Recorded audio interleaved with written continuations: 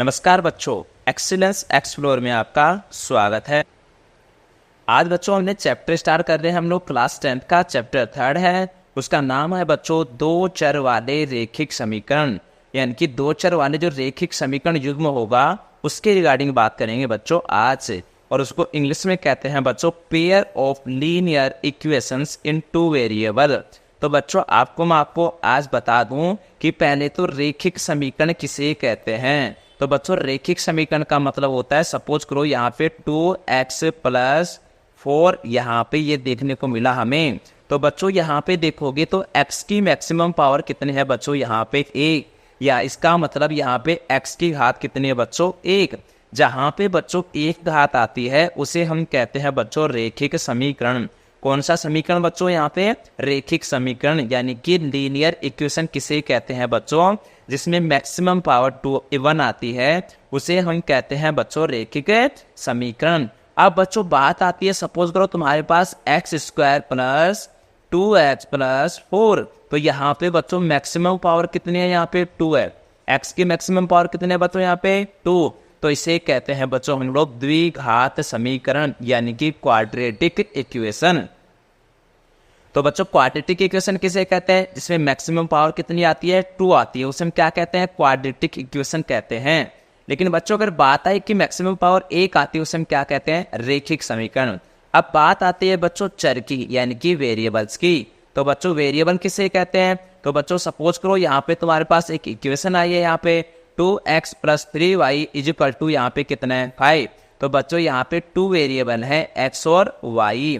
तो वेरिएबल यानी कि चर कौन कौन से है बच्चों, यहाँ पे चर कौन कौन से हैं यहाँ पे बच्चों x और y, यानी कि ये x और y क्या है बच्चों यहाँ पे वेरिएबल्स हैं। तो यहाँ पे वेरिएबल कौन से है बच्चों x और y। तो यहाँ पे दो चर वार होंगे, दो चर होगा और उनका कैसा समीकरण होगा बच्चों रेखिक समीकरण होगा, उसका एक युग्म होगा, उसके रिगार्डिंग हम बात करने वाले हैं। अब बच्चों एक पहली बात आती है यहाँ पे कि एक आता है संगत युग्म किसे कहते हैं। तो बच्चों रेखिक समीकरण युग्म जिसका हल होता है, यानी कि बच्चों कोई भी एक समीकरण होगा जिसका क्या होगा, और वो समीकरण कैसा होगा बच्चों रेखिक समीकरण होगा, और उसका कोई ना कोई सॉल्यूशन निकले तो उसे कहते हैं बच्चों संगत युग्म कहलाता है, यानी कि कॉन्सिस्टेंट युग्म। यानी कि कॉन्सिस्टेंट का मतलब है बच्चों संगत युग्म कहलाता है। अगर बच्चों को एक रेखिक समीकरण हो और उसका कोई हल नहीं निकले तो उसे कहते हैं बच्चों हम क्या असंगत युग्म कहते हैं। बच्चों आपको एक टेबल दी गई है, उसके रिगार्डिंग आप आराम से इसको समझ सकते हैं। इस टेबल में आप देखेंगे बच्चों, सबसे पहले बात करते हैं इस इक्वेशन की। और बच्चों इस इक्वेशन में आपने देखा कि आपको ये पता होना चाहिए बच्चों, सपोज करो यहाँ पे 3x + 4y और यहाँ पे क्या, यहाँ पे आगे क्या है बच्चों -5। तो बच्चों यहाँ पे आप देखेंगे कि यहाँ पे a क्या होता है बच्चों x के साथ जो मल्टीप्लाई में होता है। तो बच्चों यहाँ पे x के साथ मल्टीप्लाई में कौन है 3, तो a कितना है बच्चों यहाँ पे 3। b कौन होता है जो बच्चों y के साथ मल्टीप्लाई में होता है, वो कौन है बच्चों +4। और c कौन है यहाँ पे बच्चों -5। अगर यहाँ पे इक्वेशन 2 है तो यहाँ पे a1 b1 c1 दूसरे वाले के लिए same to same a2 b2 c2 लगा देंगे बच्चों। यहाँ पे आपने देखा कि इस इक्वेशन में x1 में a1 कितना है, इसके साथ मल्टीप्लाई में कौन है बच्चों 1। तो a1 कितना है 1, a2 कितना है बच्चों यहाँ पे 3, b1 कितना है यहाँ पे -2 और c2 कितना है बच्चों यहाँ पे b2 कितना है बच्चों यहाँ पे +4। c2 अगर इधर जाएगा तो क्या है बच्चों 0, और ये क्या है c1 कितना है 0 और c2 कितना है -20। इसका मतलब क्या होता है बच्चों कि यहाँ पे हमें a1 a2 और b1 b2 निकालना पड़ेगा। तो a1 कितना है 1 है, a2 कितना है 3, b1 कितना है -2, b2 कितना है 4, c1 कितना इधर आके -0 हो जाएगा और c2 कितना है तुम्हारा -20। आपने देखा कि यहाँ पे a1 और a1/a2 और b1/b2 = नहीं है, बराबर नहीं आ रहे। तो ऐसे रेखा को हम कहते हैं बच्चों, ऐसे समीकरण में इसमें जो रेखा बनेगी वो ग्राफीय निरूपण में तो कैसी बनेगी बच्चों प्रतिच्छेदित। इसका मतलब वो एक दूसरे को काटेगी। इसका मतलब क्या करेगी बच्चों, काटेगी। और अगर कोई प्रतिच्छेदित रेखा होती है तो उसका कोई ना कोई क्या होता है बच्चों, इसका एक हल होता है, या बोल सकते हो अद्वितीय हल। इसको बच्चों आप इंग्लिश में बात करेंगे तो यहाँ पे a1/a2 is not equal to, अगर b1/b2 आए तो उसे हम कहते हैं बच्चों इंटरसेक्ट लाइन। कौन सी लाइन बच्चों, इंटरसेक्ट लाइन। और इसमें क्या होगा बच्चों, उसका यूनिक सॉल्यूशन होगा, उसका यूनिक सॉल्यूशन होगा।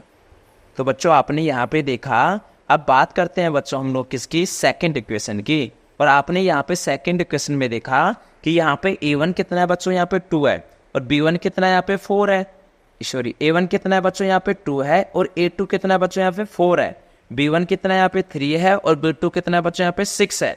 c1 कितना है, -9 है, और c2 कितना है बच्चों, यहाँ पे -18 है। अगर आप बच्चों यहाँ पे कैंसिल करोगे तो ये कितना आएगा, 1/2। इसको कैंसिल करोगे तो 1/2, माइनस से माइनस कैंसिल, ये भी कितना आएगा, 1/2। तो बच्चों आपने यहाँ पे देखा कि a1/a2 is equal to b1/b2 is equal to c1/c2, ये तीनों क्या आ गए बच्चों, बराबर आ गए। अगर ऐसी कोई कंडीशन आए दो इक्वेशन के अंदर कि a1/a2, यहाँ पे दोबारा एक रिपीट कर रहा हूं बच्चों, a1 कितना है 2, a2 कितना है 4, b1 कितना है 3, b2 कितना है 6, c1 कितना है बच्चों -9, c2 कितना है -18, और बच्चों कैंसिल करोगे तो 1/2 1/2 1/2 आ रहा है। तो अगर a1/a2 is equal to b1/b2 is equal to c1/c2 आता है तो कौन सी रेखा कहलाएंगे बच्चों, संपाती रेखाएं कहलाएंगी। और संपाती रेखा अगर आती है, कोइंसिडेंट लाइन अगर आएगी ग्राफीय निरूपण में, तो उसका अपरिमित रूप से क्या होगा बच्चों, इन अनेक हल होगा, जिसको इंग्लिश में बोलते हैं बच्चों इनफाइनाइट मैनी सॉल्यूशन। तो बच्चों ध्यान रखना, अगर a1/a2 not equal to b1/b2 आता है तो इंटरसेक्ट लाइन है, ग्राफीय निरूपण के अंदर प्रतिच्छेदित करेगी, और उसका केवल एक हल होगा, जिसको हम बोलते हैं अद्वितीय हल, यानी कि यूनिक सॉल्यूशन। उसको हम बोलेंगे इंटरसेक्ट लाइन इंग्लिश के अंदर। दूसरा बताया बच्चों, अगर a1/a2 is equal to b1/b2 is equal to c1/c2 आता है तो बच्चों हम बात करेंगे इसमें कि ऐसी रेखा को हम बोलते हैं बच्चों संपाती रेखा, और उसके अपरिमित रूप से बच्चों अनेक हल होते हैं, इनफाइनाइट मैनी सॉल्यूशन होंगे। अगर बात करें बच्चों हम तीसरे की, तो बच्चों आपने यहाँ पे देखा कि थर्ड के अंदर यहाँ पे a1 कितना 1, a2 कितना यहाँ पे 2, b1 कितना है 2, b2 कितना है 4, c1 कितना है -4, c2 कितना है -12। इसकी वैल्यू कितने है बच्चों, 1/2। और काटोगे तो इसकी वैल्यू भी कितना आएगी बच्चों, 1/2। इसको काटोगे तो कितना आएगी बच्चों, 1/3।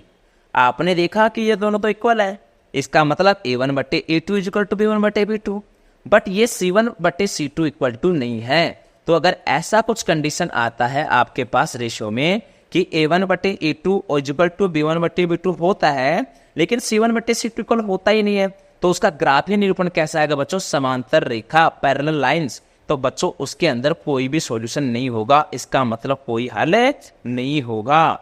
तो बच्चों ध्यान रखना, अगर a1/a2 is equal to b1/b2 नहीं होता, बराबर नहीं होता, तो प्रतिच्छेदित रेखा है, केवल एक हल निकलेगा, जिसको हम बोलते हैं अद्वितीय हल। अगर a1/a2 is equal to b1/b2 is equal to c1/c2 आता है तो उसे हम कहते हैं संपाती रेखा, अपरिमित रूप से अनेक हल, जिसको बोलते हैं हम लोग इनफाइनाइट मैनी सॉल्यूशन। लेकिन बच्चों अगर a1/a2 is equal to b1/b2 आ जाए, लेकिन c1/c2 इक्वल टू ना आए, तो उसे हम बोलते हैं बच्चों समांतर रेखा, जिसका कोई हल नहीं निकलेगा। अब बच्चों हम एक्सरसाइज पे चलते हैं, और एक्सरसाइज में हम इसको समझते हैं कि कैसे कैसे क्या क्या कर रखा है। और बच्चों एक चीज और बताना भूल गए हम आपको, एक चीज ध्यान रखना बच्चों, अगर एक आता है बच्चों संगत, तो इस संगत में कुछ ना कुछ हल जरूर निकलेगा। अगर बात करें इसमें कुछ ना कुछ हल निकल रहा है, तो बच्चों प्रतिच्छेदित रेखा और संपाती रेखा का क्या होता है बच्चों, संगत हल होता है, कंसिस्टेंस लाइन। अगर बात करें जिसका कोई हल नहीं निकल रहा, तो बच्चा कौन सा है, वो असंगत लाइन कहलाएगी, इनकॉन्सिस्टेंट लाइन कहलाएगी। बच्चों ध्यान रखना, ठीक है। तो ये भी इसके बारे में हम समझ गए। अब आते हैं हम लोग एक्सरसाइज के अंदर, और एक्सरसाइज में पूछा गया यहाँ पे कि अनुपात a1/a2 b1/b2 c1/c2 की तुलना कर ज्ञात करो कि समीकरण का जो युग्म है वो कैसा है, प्रतिच्छेदित कर रही है या समांतर है या वो समपाती है। तो बच्चों आप यहां पे एक क्वेश्चन करते हैं हम लोग, ये वाला फर्स्ट वाला क्वेश्चन देखेंगे। तो यहां पे बच्चों a1 कितना है, यहाँ पे 5, राइट। बात करेंगे यहाँ पे A2 की, तो A2 कितना है यहाँ पे 7, राइट बच्चों। और अगर बात करें यहाँ पे B1 की, तो B1 कितना है यहाँ पे -4। और बच्चों बात करेंगे हम लोग किसकी, B2 की, तो B2 कितना है बच्चों यहाँ पे 6 है। C1 की बात करेंगे तो +8 है, C2 की बात करेंगे तो -9 है। अब हम निकालते हैं बच्चों A1/A2 बराबर कितना आएगा 5/7। अगर बात करें हम B1/B2 की, तो कितना आएगा बच्चों -4/6, कैंसिल करोगे तो -2/3। आप देखो बच्चों यहाँ पे A1/A2 कितना आ रहा है 5/7, B1/B2 कितना आ रहा है बच्चों -2/3। क्या ये इक्वल है, क्या इक्वल नहीं है। तो हम लिखेंगे बच्चों A1/A2 is not equal to B1/B2। अगर ऐसा होता है तो उसे हम कहते हैं बच्चों प्रतिच्छेदित रेखा। कौन सी रेखा बच्चों, प्रतिच्छेदित रेखा, इंटरसेक्ट लाइन। और उसका कितना हल होता है बच्चों, एक हल होता है, यूनिक सॉल्यूशन होता है, अद्वितीय हल होता है।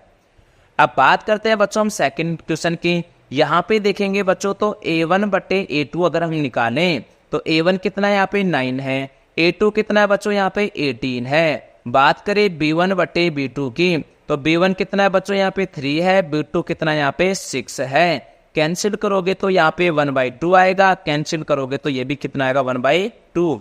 आगे बात करते हैं बच्चों C1/C2 की, तो C1 कितना है 12, नीचे कितना है बच्चों 24। कैंसिल करोगे तो ये भी कितना आएगा बच्चों 1/2। आपने देखा बच्चों यहाँ पे कि A1/A2 is equal to B1/B2 is equal to C1/C2 आता है। तो ऐसी रेखा को हम क्या कहते हैं बच्चों, समपाती रेखा। और समपाती रेखा के अपरिमित रूप से कितने हल होते हैं बच्चों, अनेक हल होते हैं। इंग्लिश में बोलते हैं बच्चों इसको कोइंसिडेंट लाइन। इसका मतलब बोलेंगे बच्चों इसके इनफाइनाइट मैनी सॉल्यूशन होंगे।